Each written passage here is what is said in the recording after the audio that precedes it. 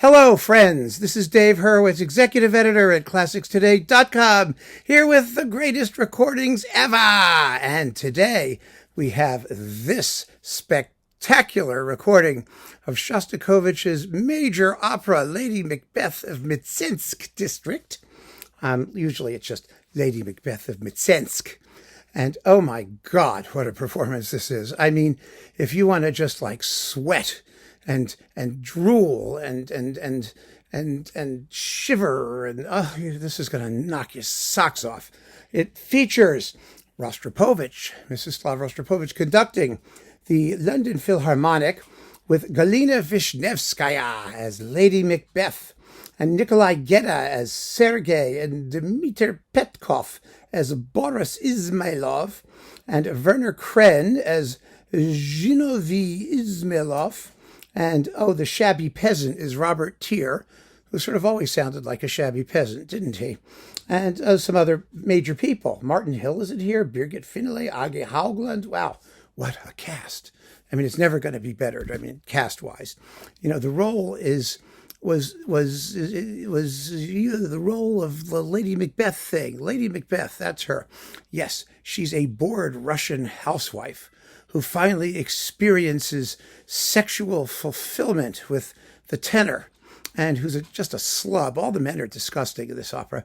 And he's completely under the thumb of his uncle, and she wants to be with him because she has finally satisfied her lustful cravings and need for love and human companionship and all of those things.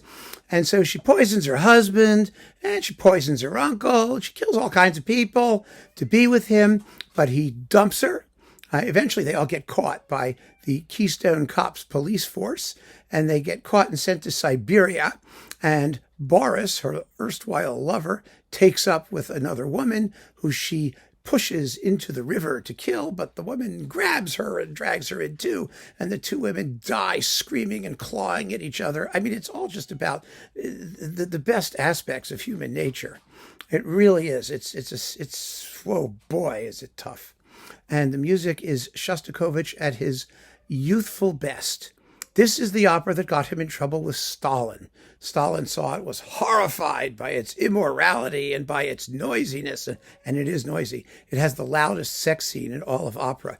It has a whole offstage brass band that's just going, and it's graphic music. Boy, you know exactly just what's going on. It's a real pounder, it is.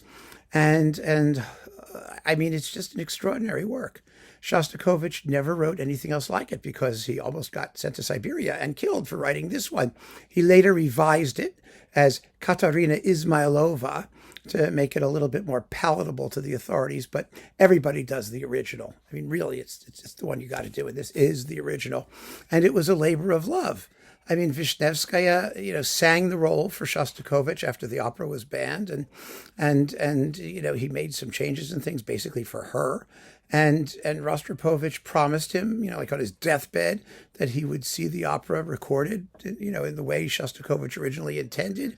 I mean, the pedigree, the provenance of this performance is unbeatable.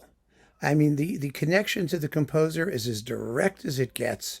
And for that reason, it's an extraordinary performance. Everybody knew what was at stake when they made this recording. I mean, there are just some recordings where the passion and commitment behind them are so extraordinary, and you feel it.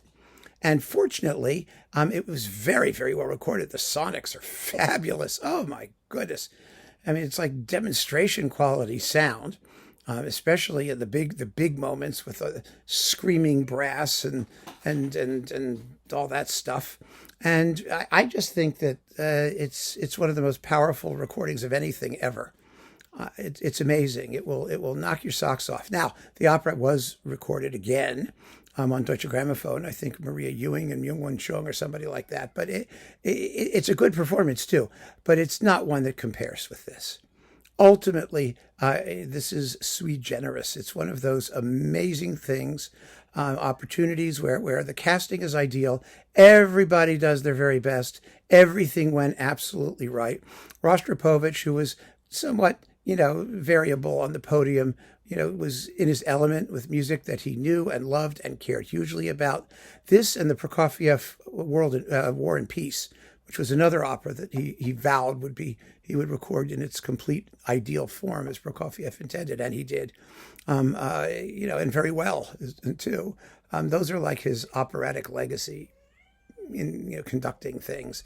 But this one is really, really special because of the direct relationship of everybody concerned. I mean, of the principals, that is Rostropovich and Vishnevskaya, to the composer himself. And the first time I heard it, it just blew me away. And it will do the same for you. It is without question one of the greatest recordings ever. So grab it while you can, if you can. I mean, it's just essential stuff, especially if you care about Shostakovich. So keep on listening, friends. Thanks for joining me. Take care.